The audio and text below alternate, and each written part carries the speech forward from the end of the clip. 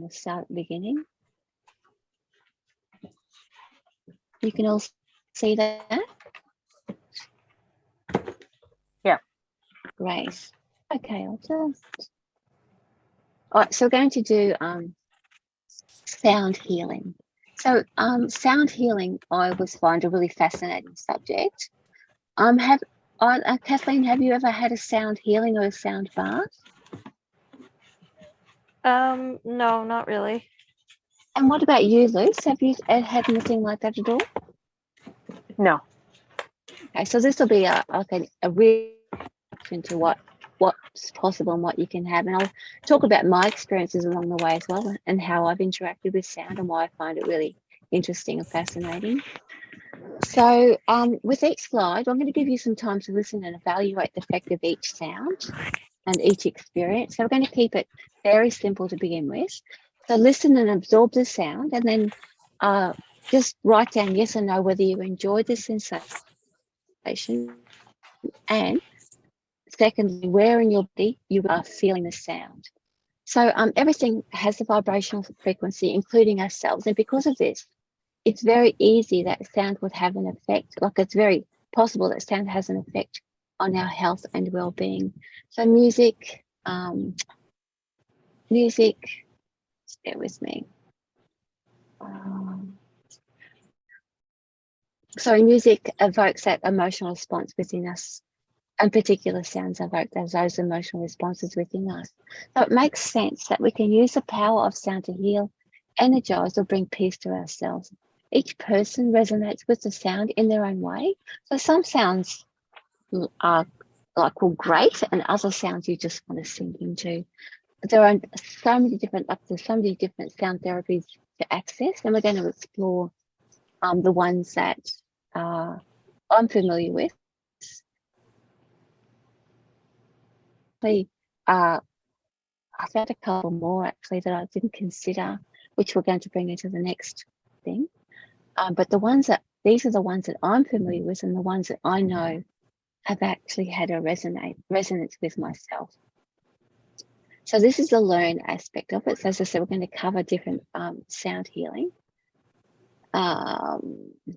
So during a sound healing session, you are typically laying down on a bed or the floor, and the practitioner will use a variety of instruments or just one sound healing tool at precise moments that creates an immersive experience of vibration through the body. It comes through your auric fields, through your chakras, and through your physical self. The sound frequencies actually slow down the brain waves, and each of these waves puts you into a different altered state. In this state, you can access subconscious levels of healing. So your soul is always in control, and what you need is what you receive in each healing. From a trauma, you can access forgotten emotions associated to that trauma, or you can access the euphoric state of joy. So that your soul is directing each session and the emotional release you need in the moment. The thing with soul healing is that with the different ways, this is how I understand it, the way that the brain goes to that different level of subconscious, like we're talking about the theta and beta and alpha waves and all those, we'll have a look at those, is that when you reach that particular level, you surrender control of your anxiety. And when it sort of activates or resonates or goes along at that particular frequency, the sound healing bypasses all of the blocks that we put up and goes straight to the source. And the different frequencies that we access, different level of consciousness, and different feelings that we can, that will get into, like the depth that they get into, like the different types of healings that we need. So just a different brainwave. So the beta or beta is associated with worry, stress, which is like that normal state every day. We're sort of alert and access, all the moodiness, not only, but also too, I think, happiness and joy, anything that evokes an emotional response. And so we spend most of our waking times in the beta state or beta state. The alpha is where meditation is. So the mind chatter slows down. We tune into our breathing. It's great for learning and studying. So it's sort of that where we can change habits, fears, phobias. Like phobias can melt away. It's not the ideal for that deep healing, but it's that where it's where we went for our meditation today was the alpha state. So it's that nice, calm, peaceful thing where we are open to suggestion, but we are still aware of our surroundings. We are training our mind to focus on the suggestion that we want to give ourselves, and it's like we are also focusing on that nice. We're teaching us that we can be calm and peaceful in that stressful world. The theta state is a deeper state of meditation. This is where we go when we do our trance healing, or probably more our attunement healing, I suppose, really more than trance. It can be trance or that attunement. It's near the stage of sleep. It's where we sort of, I don't know if you ever, when you're about to sleep, and sometimes we jerk ourselves out of it, that'll be the theta state. We're sort of aware of it. It's also that place that we go to when we do past lives, and because we are still open to suggestion or open to that visualization, we are still aware of our surroundings, but our surroundings don't even come into it. We are more able to just follow the where our mind is taking us, and we're able to discount and ignore more of the other. It's one of those things like, oh, I don't care about the outside world. I just want to go down this path, and it allows us to explore even like deeper trauma spaces or deeper healing spaces.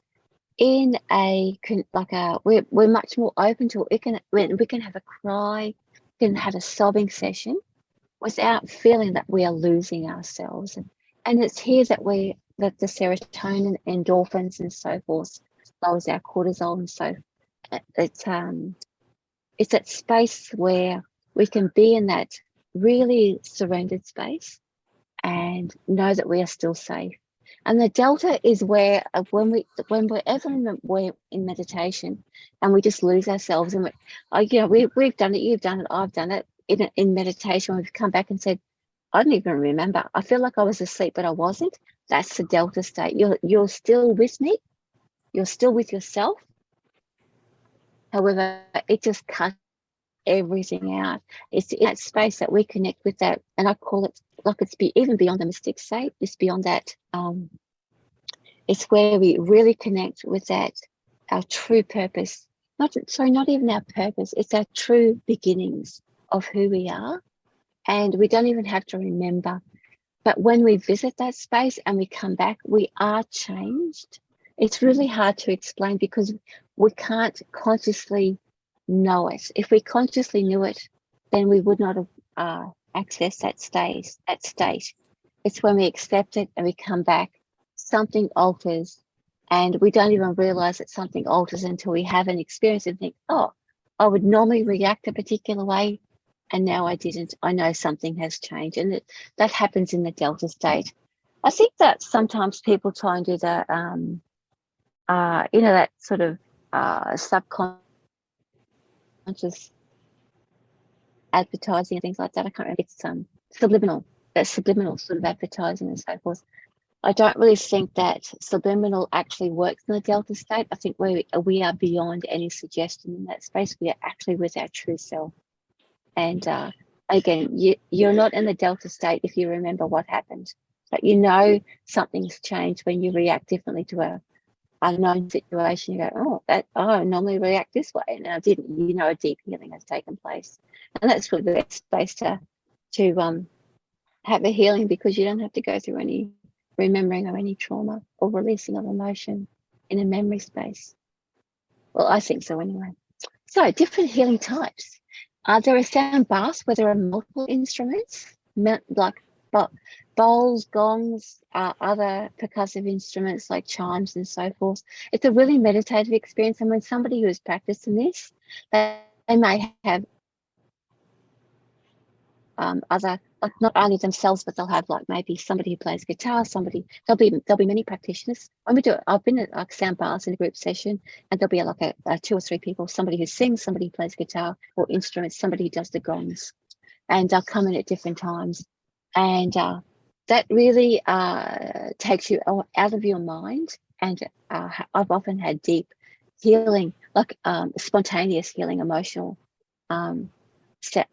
releases in sound baths. So they're really good if you can ever get to one, and a good practitioner. Guided sound meditations is where we use music or specific instruments like drums and so forth, where you're guided and having somebody lead you through the meditation. Chanting in kirtan, so look, where you're using om and mantras or callbacks. Callbacks are where the leader does the kirtan or chant, and then the group calls it back to them.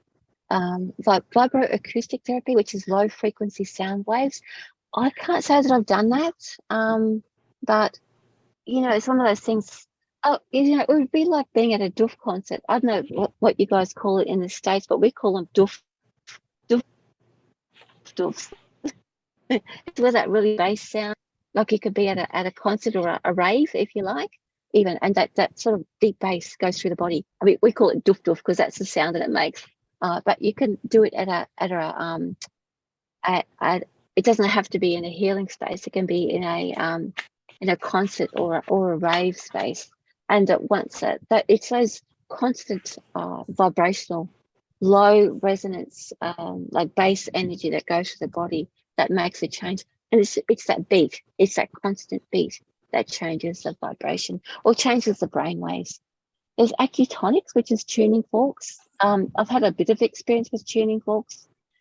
It's really good in person. A lot of sound therapy is best in person, but because we're doing it online, we can have a bit of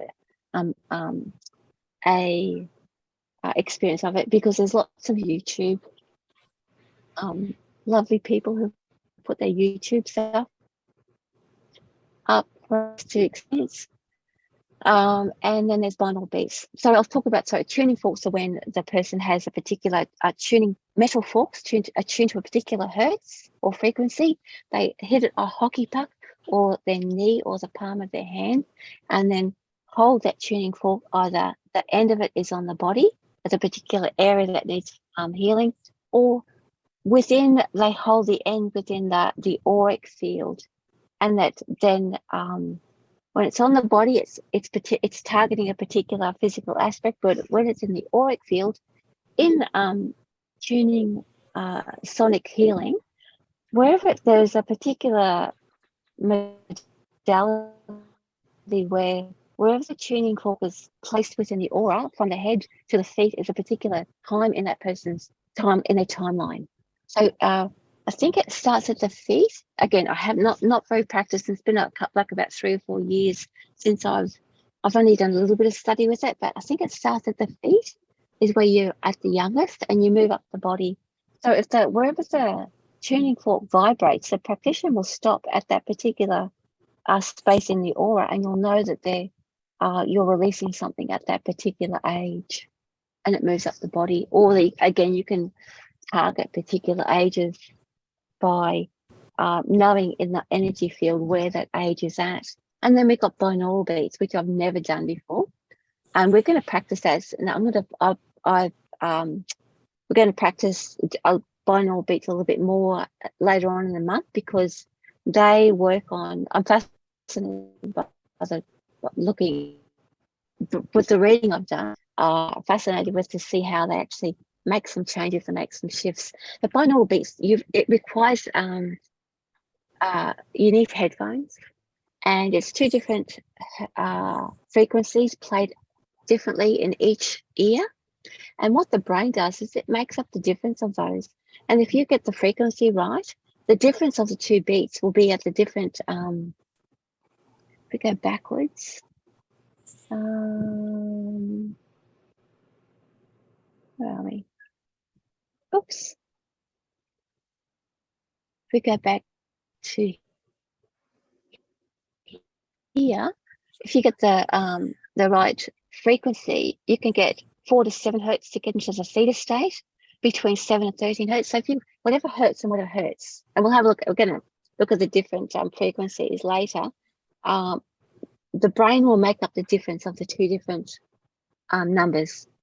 So it'll if you get like make up number 11, the difference of 11 or difference of, let's say, between 4 and 7, the brain will go into that state.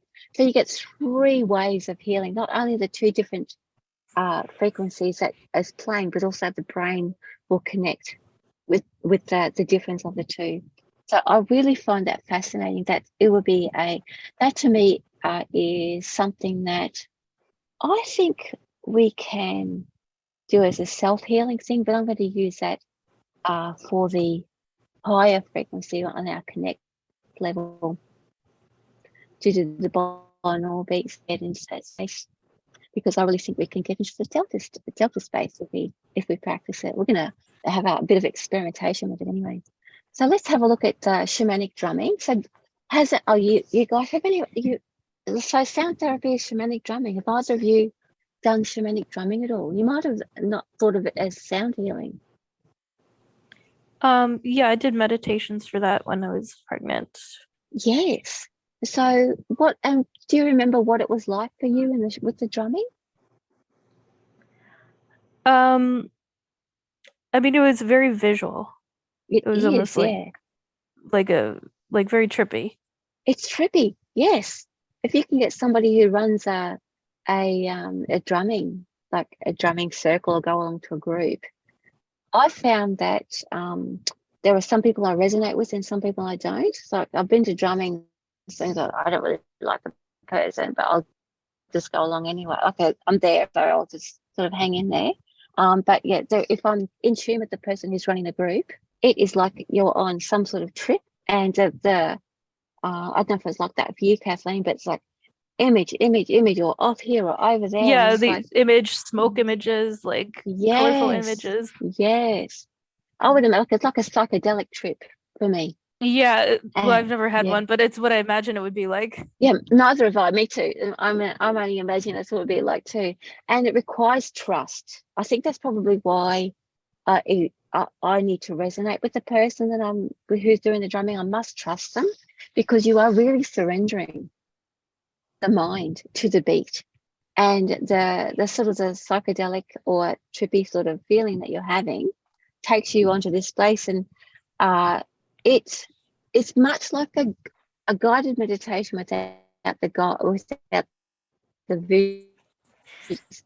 giving visuals, and it opens up the third eye. I think anyway, it gives you that experience of just letting go and letting this weird stuff come through the mind, and knowing that you're okay. And when you do that, I think it's that acceptance of the visual cuts through the fear. It's like, oh, I'm just going to go with this. And it's not just something like with everything that we do, all the colors and all the stuff that we've done. Once you accept it in that space of vulnerability, it carries over into real life. And so each little acceptance that you have shuts down a fear or allows you to bypass. Like, you can't stop the fear that's embedded in the self. We're born with that, and it's part of our it's part of our primal brain anyway. However, when it catches us, we can make a decision about, well, let that fear take over. It's okay. I know I'm fine. And it allows us to enjoy our life and get the best out of ourselves. So, having said that, we are going to do a little drum journey. Now I'm going to pause it for a minute, because I'm going to try and make this work for us so that we can hear it. Play it again. Can you hear that? Yes. Mm-hmm. Excellent. Okay, so just close your eyes and I'm going to listen to it for a minute. And just, does it resonate? Do you like it? Yes or no? And where in your body can you feel it?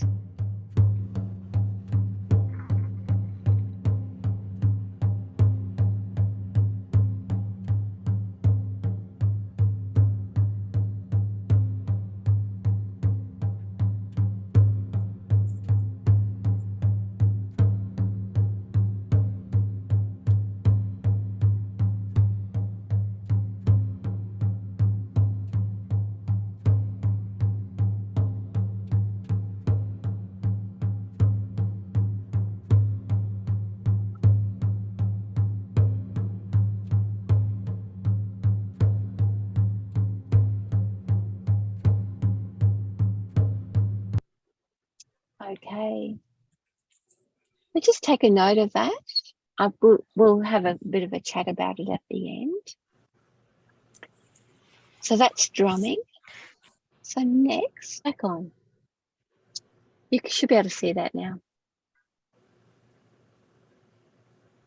All right, so you can see this next one. Mhm. You can see good. All right, so crystal singing bowls. These are these guys. They're usually for the chakras. So they're made of like crystal, and they will be attuned to a particular note. So each in the PDF that I put up on the website, it'll have a bit more detail about each of the different notes that are attributed to the chakras. But we'll listen to a crystal chakra share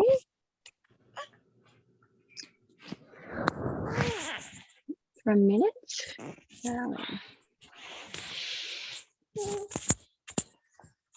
Crystal bowls, I should say.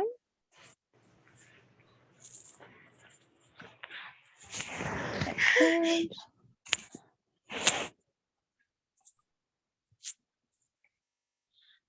All right, so in a minute, can you hear that?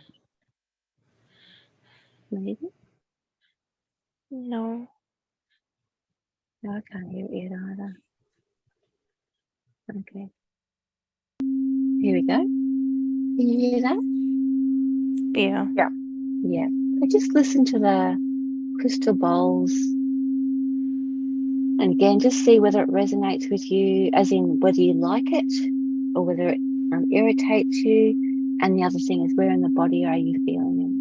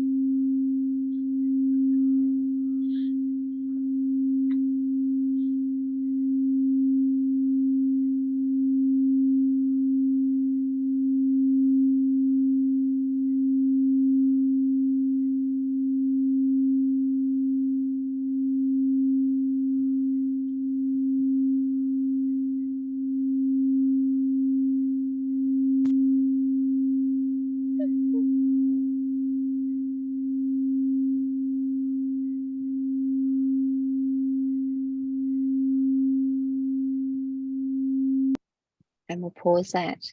So that is crystal sharing, crystal bowls, I should say. So let's go back to the bowls. Let's have a look at gongs and chimes and singing bowls. Have you guys ever used gongs, chimes, or singing bowls at all for yourselves? No. No. So have you know what a sing? Have you seen singing like the crystal bowls that we just saw in the picture? But have you ever seen those singing bowls that the Tibetans use? Yeah. I think I know what you're talking about. Yeah. Yeah, like the little tiny ones that you hold up in your hand, and you've got your own little I can't remember what it's called now. You make the noise, and then you just keep you make the vibrate, but you hold it in your hand. And in healing, like if I've got a client on a table, I would have that singing bowl and I would hold it over them with the sound of the singing bowl until it stops moving. And sometimes the singing bowl will increase in sound and then decrease as I go along. I also have little chimes that I use as well. But with gongs and chimes, I have been in a group setting where they have done like they were doing the Tibetan book of living and dying. There was a part where they were doing a reading from it, So somebody was doing some Tibetan throat singing, somebody was doing the gongs and the chimes, and he was a world-renowned percussionist. And we were sitting listening to this thing, and within about maybe 15 minutes into it, my shoulder just let go of all the tension and stress in my shoulder. So just being in the moment and listening to these gongs and chimes and the singing, I had an instant relief of my body within that space. So the gongs and chimes aren't for everybody, and they're mainly used, again, in a sound bath healing. I'm going to see if I can get that, if I can share this one with you, since it's not sharing my other thing with sound. If I play that, can you hear it? Yeah. Yes. Yeah, there you go.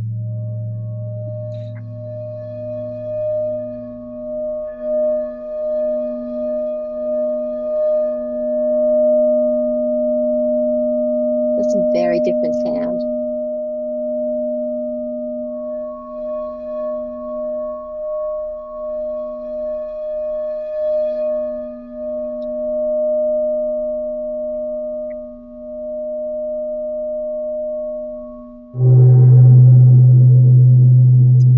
There's a gong.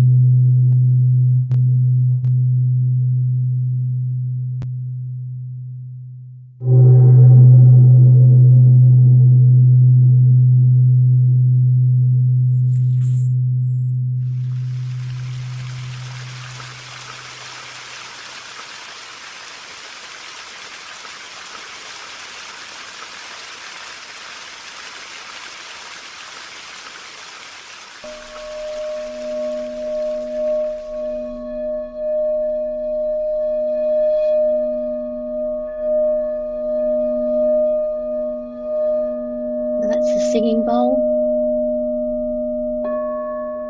Singing bowl.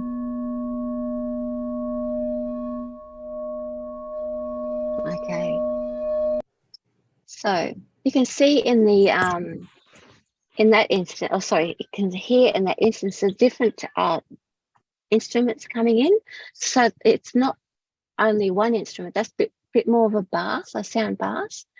And as they're playing the instruments, it's sort of discordance, but when another tone comes in on the other one, it sort of shunts you out of that space, and it can lift your vibration, or like maybe like bring up some anger or frustration, or sadness and so forth. And you just go with it, and it just releases out of your body naturally without having to do any, like you're letting it move in and out and around you, much like we do with meditation.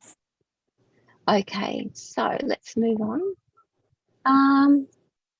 Now the solfeggio. Has anyone ever heard of solfeggio frequencies? Yeah. That's the Yeah? one where there's like healing ones and Yes. Yeah. And have you had an experience with those, Kathleen? Have you ever had a success with those at all, Kathleen? Anything that you remember? I don't know. I was trying to find the one that was like the healing one when I was recovering from my C-section. I'm not sure how much of a difference it made. Yeah. I find that I had the same, I've used them at different times because, and I'll go over the different frequencies with you. There is actually a website that you can, I found a website where there's free downloads of like in MP3 form. And I think I think that one thing I forgot to put the link on the webpage, but I'll do that after this one. So I found for myself when I've wanted to do a release of something, the solfeggio don't do an instant release. My feeling is that when I've worked with them, is that they have a release over time. So they start to build up a new neural pathway or brain pathway, if you like, a mental pathway. So it'll shut down one and open up another. And because it's sound healing, it will target the particular area that's needing of healing, without having to make a set intention. Because the different frequencies, the different hertz are set up at a particular tone, they will target directly to that area, and you don't have to say, "Oh, this is what I'm doing this for." Just allowing it to move in and around you does the work for you. But for me, I found just listening to it once a day over like days and weeks, just to get the relief that I was looking for, I feel that it helped. But as I said, I don't really feel like it was an instant release like it was when I sat and had the gong therapy, or the sound bath. When I sat in a sound bath, I sobbed. I mean, I don't know. I didn't even know what I was sobbing about. I just remember sobbing when I was in the gong and singing bowls and the Tibetan throat singing. My shoulder just went click, and like I didn't even know that there was an issue with my shoulder. I had this instant release and relief in my muscle. With the drumming, it's that sort of trippy, opening up your mind and trusting. And with the solfeggio, I think it takes over time. So I'll just go over the different frequencies. So 174 hertz relieves pain and stress. 285 heals tissues and organs. 396 liberates you from fear and guilt. 417 facilitates change. 528 for transformation and DNA repair. 639 reconnects you with your relationships. 741 is for provide solutions and self-expression, helps provide solutions and self-expression. 852 brings you back to a spiritual order, and 963 creates room for oneness and unity.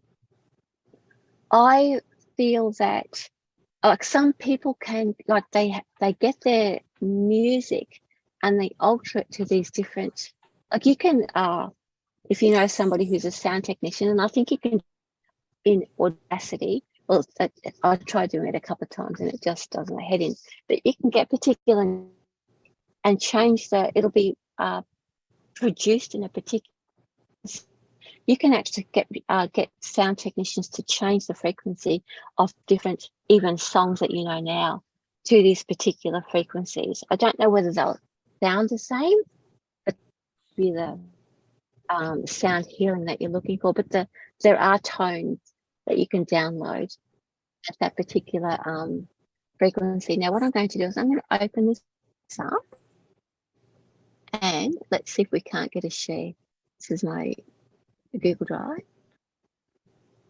I'm going to share this with you.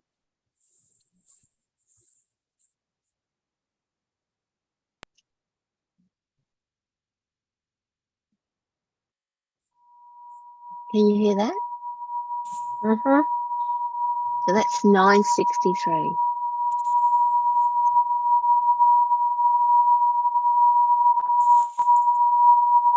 That's one tone, no variation.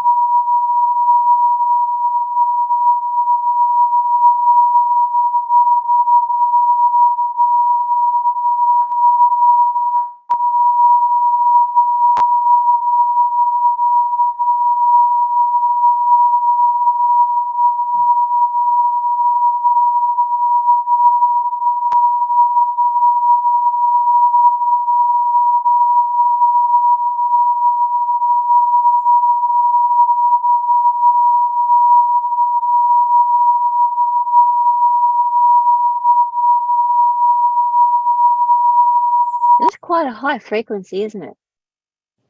That's Yes. yeah. So you can actually, as I said, you can find songs and music with that. You don't want that one tone, but you'll get the same healing having that something at 963 hertz, anything at that, but as long as it's playing in the background. And when we get to the binaural beats part of it, you will understand how that's why the different frequencies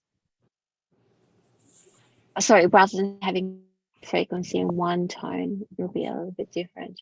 Oh, what else have I got up there? I'll show you. This is the second one that I have. This is 639. This is for relationships. So sharing.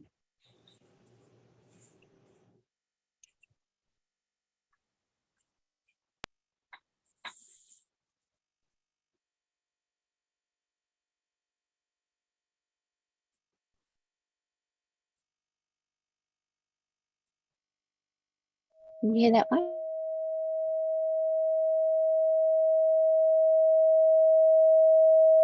Just a different tone.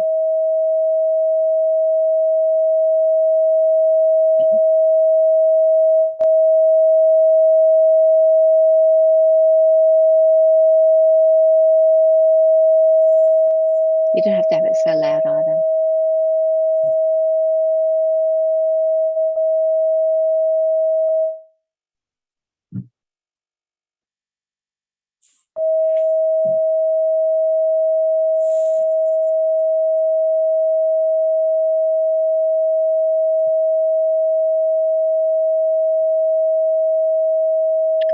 You notice the difference in the tone?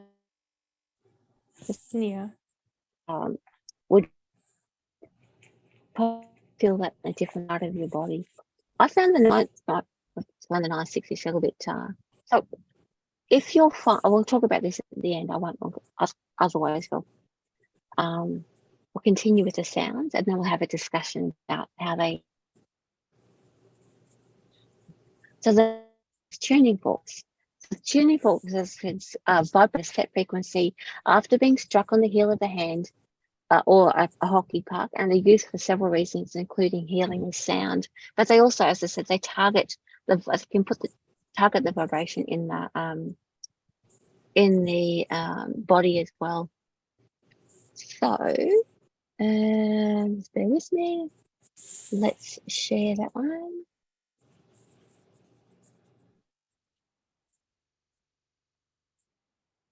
So this is tuning forks. Listen to this.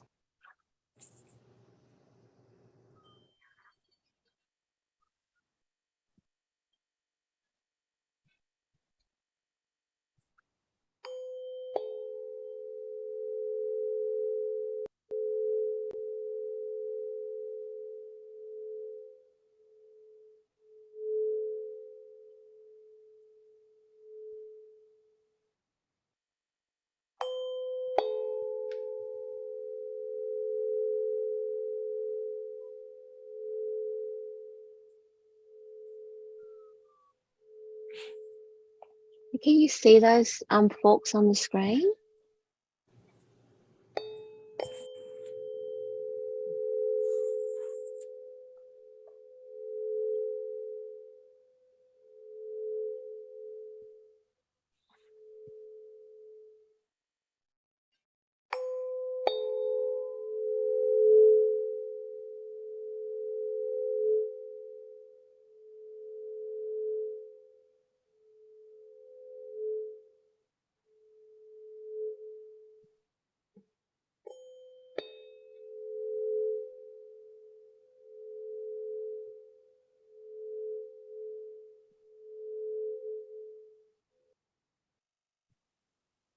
So that's tuning forks. It's a very different sort of vibrational energy. It's a very low level. But again, that one is more for permeating the aura rather than the chakras and so forth. But you can actually, as I said, they're for everything. You can target the body, or you can you can hold the vibration over the chakras as well. However, it's more for working with it within the auric field. All right, so the next one is toning. So toning is a sound, like singing, where somebody actually sings the sound. And in Nada yoga, I don't know if has anyone ever been to a Nada yoga session? No.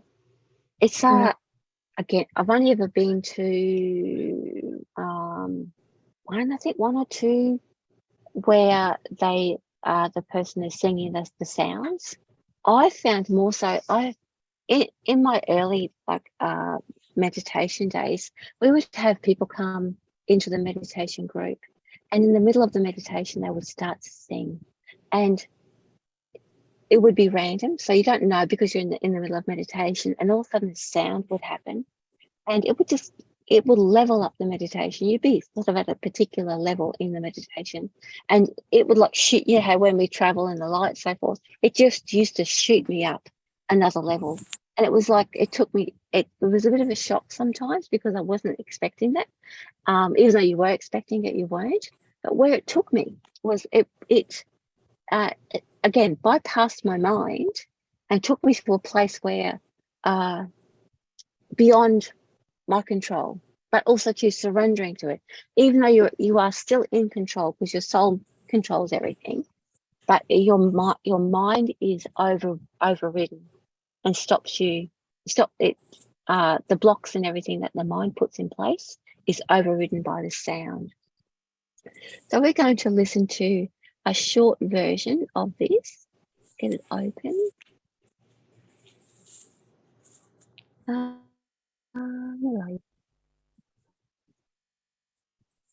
There we go. Let me share that.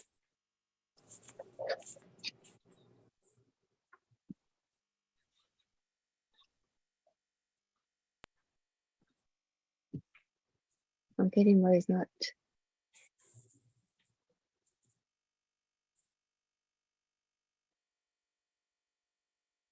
So this is I forget his name. Sadhguru, his name is. He's got a lot of stuff on YouTube, but this is him toning. This is a Nada yoga. So he goes through 7 different tones, but we're just going to listen to one of them. Pleasantness of your being or for a joyful existence. Here are a few guidelines that will set a program with the full stomach. Listen to the instructions carefully before you start the practice. We don't have to do that just yet. And we'll get into that. Ready? Completely exhaling into the sound. We'll do this 7 times. Then shape your lips in the form of a circle and utter the sound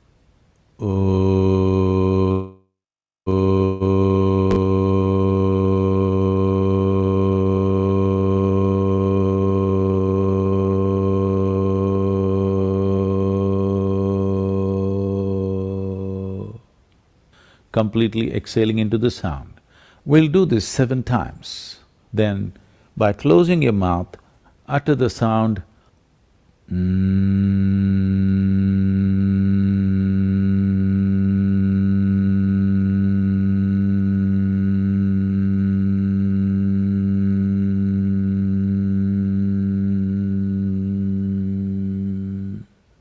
You utter the sound 7 times.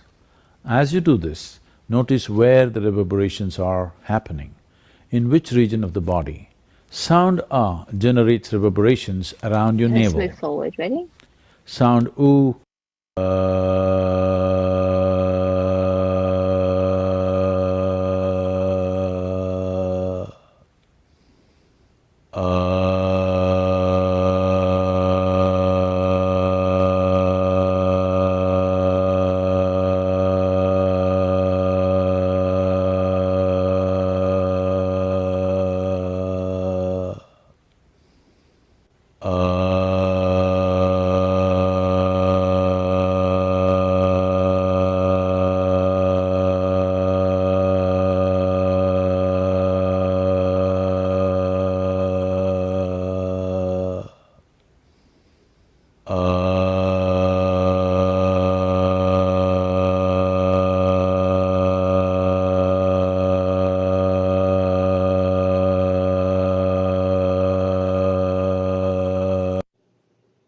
Okay, did you get that one? Mm-hmm. That's toning. Now I've actually put that one's actually a good one too. I've put that one up, a link to that one on the website as well. So that is when you're toning. As I said, I've been in meditations where someone has toned and we all just go along with it. But you can also make the sound yourself, and more often than not, rather than a callback like kirtan, toning you join in with the sound as you're meditating. So you participate. It's an active meditation to do that type of sound healing. And that's a really good one for self-healing. All right, so let's go into the next one is the didgeridoo. Have you guys ever had experience with the didgeridoo at all? It's an Australian, Indigenous Australian instrument that is only practiced by the men in the mob. So have you guys ever had a experience of that or seen that on TV? Just TV. Just TV. I've heard the name before. Yeah, so a didgeridoo is it's a hollowed out log, and it's basically like they use circular breathing, and the vibration of the mouth and the sound through the hollowed log and the different notes that they use forms this like deep bass sound. And in a healing, like I've had where didgeridoo players have come to a healing, and it's been random. I haven't gone to a healing for a didgeridoo healing, but the person who's been running the group has invited somebody in, and the didge player will go around to each person, and they'll go around to the back and hold the didgeridoo just above the heart chakra, and then play the sound into the heart, and it like vibrates through the whole body, and it is a sound bath, and it's a different type of sound, and it's it's not just one tone though, it's different pitches that the didgeridoo player makes.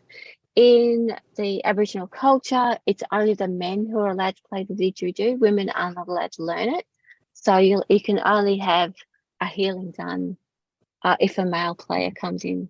So it's against their laws to have that. But what I'll do, I've got a didge soundtrack. There we go, to listen to.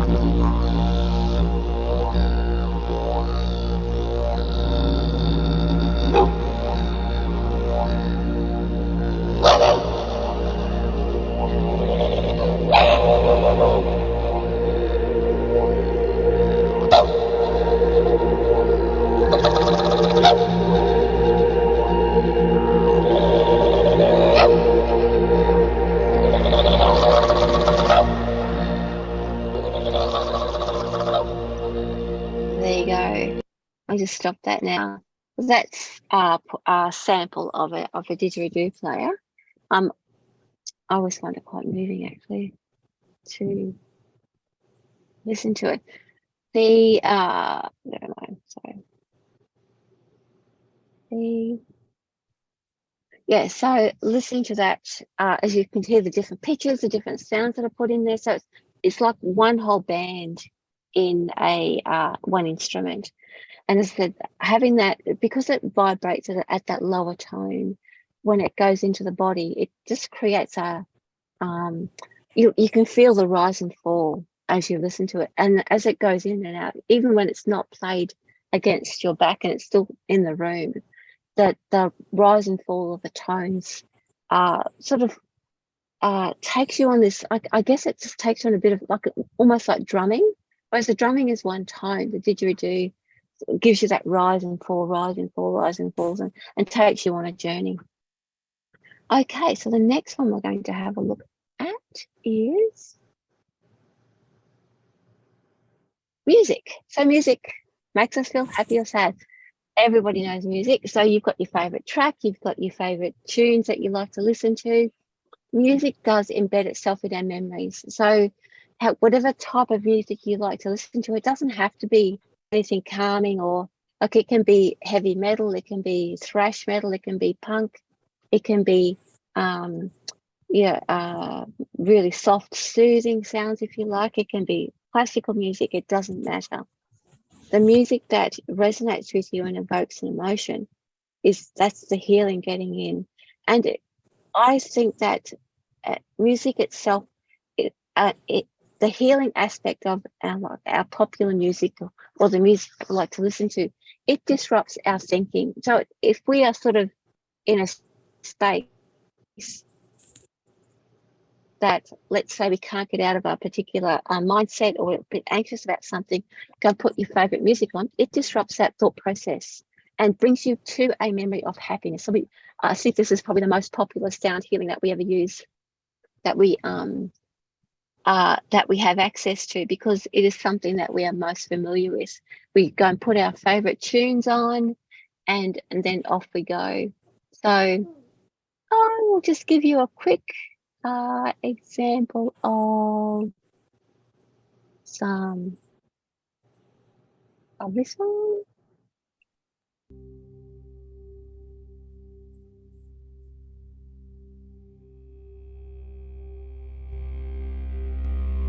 This has got a bit of didgeridoo in it too. This is one of my favorites albums, actually. Bit of a sound bath.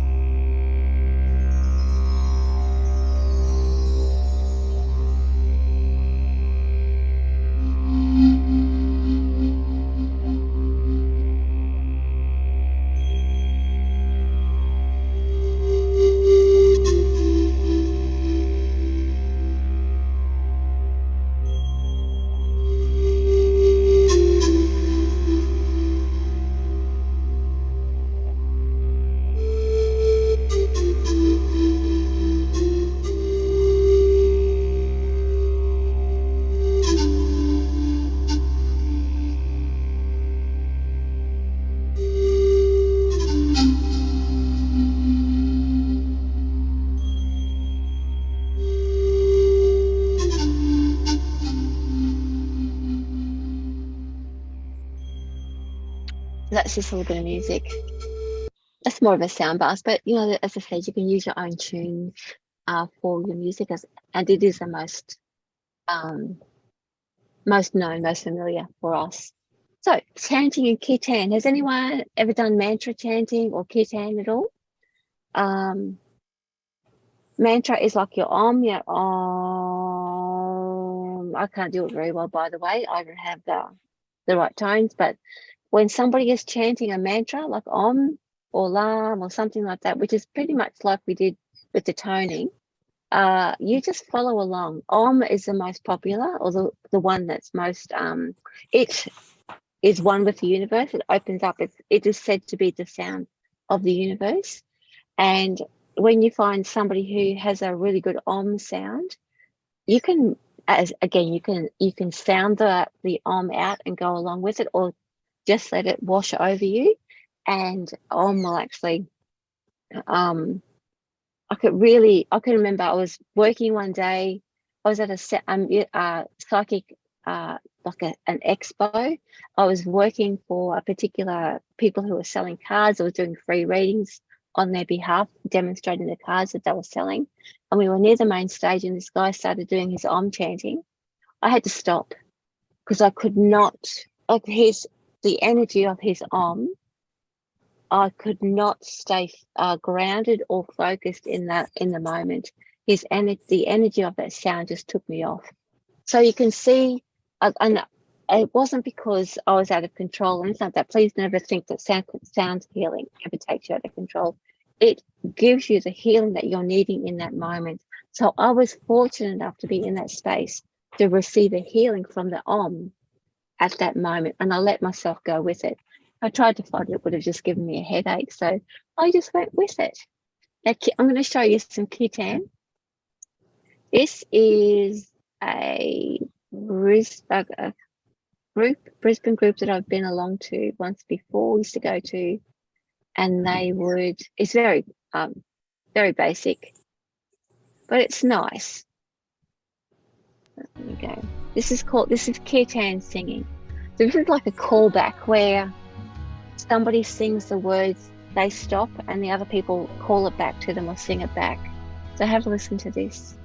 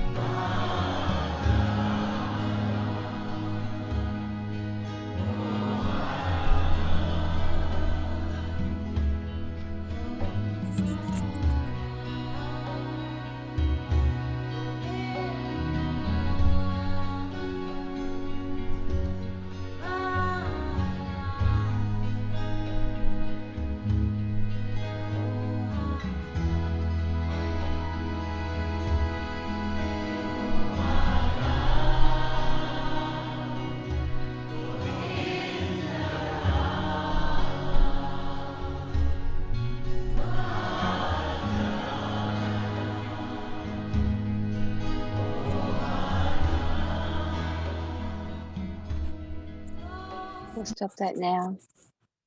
So that's it. That's more like a devotional singing, and oftentimes it'll be oftentimes like the Krishnas will use that type of sound or sound healing or sound meditation, if you like. But it's a nice, as I said, it's a callback, as in somebody sings it and you sing it back to them, and there'll be particular words that you use, words of devotion, that again evoke something inside. So it releases an emotion as you're singing, and being part of a group raises the energy of that group as well. So let's have a look at now binaural beats. Binaural beats cannot be listened to just with external speakers. It requires that you have to have your headphones in. We're going to listen to them externally anyway today, but don't worry too much about, we're just going to get an idea of it. But two tones are played. So if you get one that's like, let's say 217 hertz, and another one that is 211 hertz, playing on each on a different ear, the brain will make up the difference of 6 hertz. So it'll fill in the gap. So not only is the brain resonating to the 6 hertz, but is also resonating to the other two tones as well. So binaural beats, I believe I reckon that would, so I've not had a session, just from the reading I've done and just from what I pick up from the reading, is that it would really help with the trauma that you can't access. Like you've got something that's happened that, especially like post-traumatic stress, I believe it will get deep down into that, so that you don't have to evoke the memory, but just sit with the emotion and release the emotion without having to bring the memory up to release the emotion, because it's the memory that's trapped rather than the emotion. It's the emotion that's trapped rather. You don't have to experience it again to feel it. So let's listen to some binaural beats. But as I said, this isn't the full experience because we don't have our headphones in.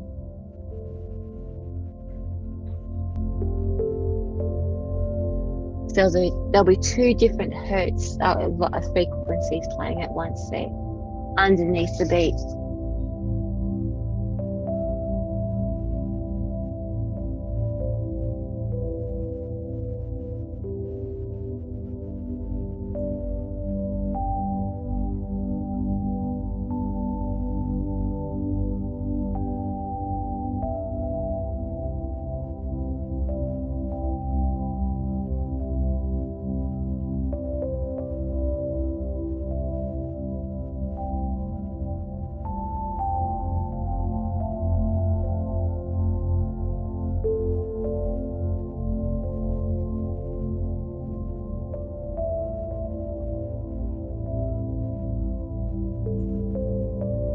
I don't know if you can hear it, but over underneath that little chime playing, there'll be two different tones going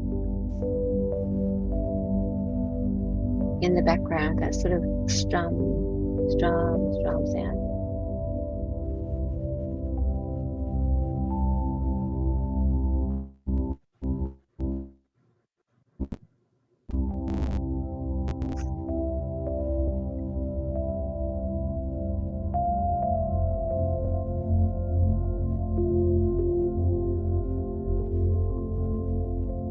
All right, so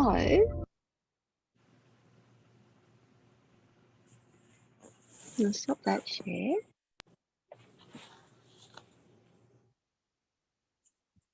I can't get my little screen thing to play again.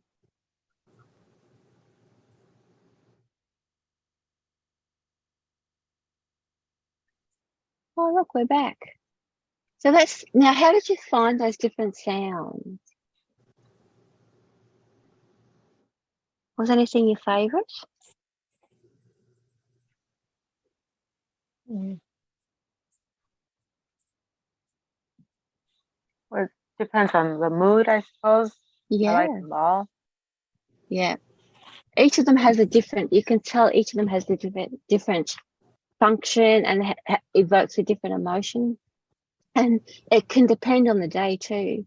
Like I found today for myself that didgeridoo and the kirtan singing evoked a little bit of emotion in me. So, that didn't happen the other night when I was playing them. So yes, there you go. What about you, Kathleen? How did you go?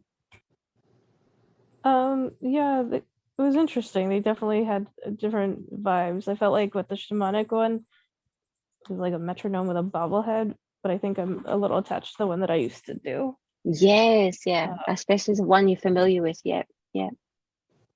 Yeah, and then the singing bowl gong one, it felt like an alien invasion. It was a bit harsh. Yeah, I don't know. I felt like I was being confronted or something. Yeah. Well, that's what I was going to mention was that if you're feeling frustrated or that it feels sort of, I need to get away from it, yeah, by all means do that. But also too, it could also be evoking something that is maybe repressed by anger or like to need to hear it. You can sort of stick with it if you want to, if you're feeling a bit agitated, but don't put yourself in a place of I can't stand this, but I have to stay here. You don't have to. It wasn't that bad, but yeah, it was no, more but curious way. Yeah, I was going to say no, but if you're ever in a situation, because I've been in healing situations where it's like I can't stand it, I've had to walk out because I'm not coping with the way my body is reacting to the sound. That doesn't mean to say that the sound was wrong or that I was wrong. It's just that it wasn't the right space for me. I've also been in places where it's been sort of awful, but then all of a sudden I get a release. So sometimes sticking with it is good, but don't try and stick with it for too long if it's going to distress you or upset you. So I would like you guys to, and again, I'll send the details of the web. I'll put everything up on the website. I think I've forgotten to put the solfeggio tunes up, but I'll do that today. I'll resend that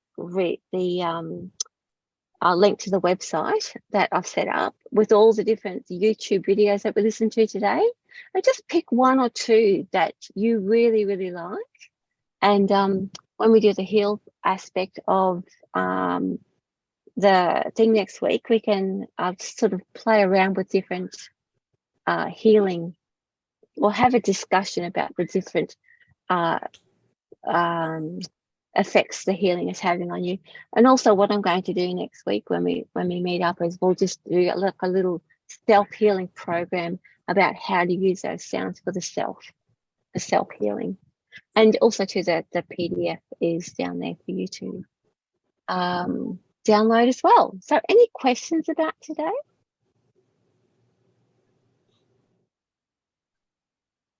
No. No, good. No. I find you can see how sound bypasses, it evokes an emotional reaction. So anything that gets through to the emotions is super, super healing.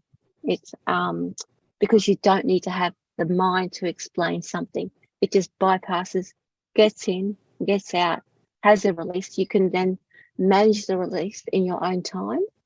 And because the soul, it's all soul guided, and I think probably one of the most effective ways of conducting a healing, or going and having a healing, if you're ready to sort of surrender yourself to that.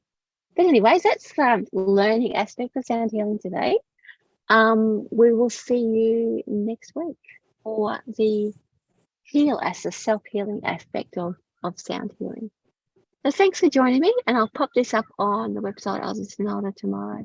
I'll have it all put together. Have a listen to it. But otherwise, if you don't have any questions, I'll say goodbye or good night to you. Thank you, Vicki. Have a good night. Thank you. Bye.